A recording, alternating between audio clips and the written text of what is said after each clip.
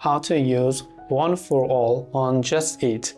If you want to use one for all on Just Eat, it is very simple for us to do so.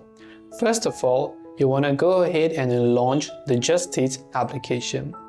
Now, if you have a one for all gift card that you want to use, first of all, just order the food that you want, and we will use the gift card during the checkout process where they ask us to enter our payment information. So let me just go ahead and add a couple of items and tap the add button. Then I can go to view basket and then I can go to checkout.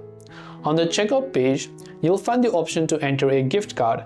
But that gift card option is only for Just Eat gift card.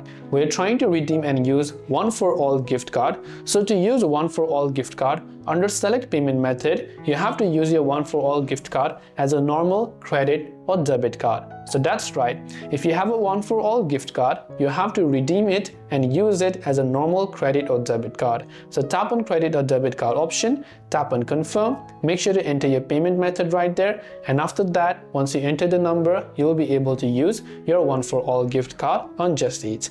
I hope the video helped you out. If you have got any further questions, feel free to leave them down below. Thanks for watching till the very end of this tutorial, and see you soon in our next video.